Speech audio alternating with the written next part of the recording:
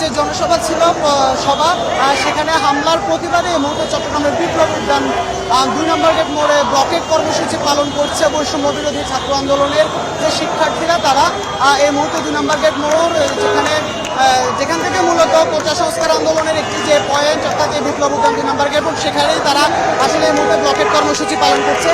এখানে যারা জুলাই আন্দোলনে, কোটা আন্দোলনে সম্মুখসারী যোদ্ধা, তখনকার যে সমন্বয়ক পদবী, সেই সমন্বয়করা থেকে শুরু করে এনসিপি, বাকছাস সহ বাংলাদেশ গণতান্ত্রিক ছাত্র সংসদ, এনসিপি এবং বৈষম্য বিরোধী ছাত্র আন্দোলন, অর্থাৎ 3টি সংগঠনের যে নেতাকর্মীরা, 3টি সংগঠনের নেতাকর্মীরাই আসলে এই যে কর্মসূচি, সে কর্মসূচি পালন করছে।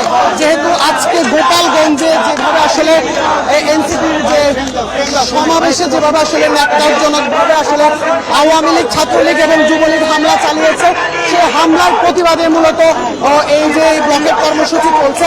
আমরা এখানে যারা ব্লকেট কর্মসূচিতে এসেছেন তাদের সাথে একটু কথা বলবো। আমরা কিন্তু জানতে চাই আপনারা কি বলতে চান আসলে আজকের এই যে গোপালগঞ্জের ঘটনার প্রেক্ষিতে কি বলার আছে?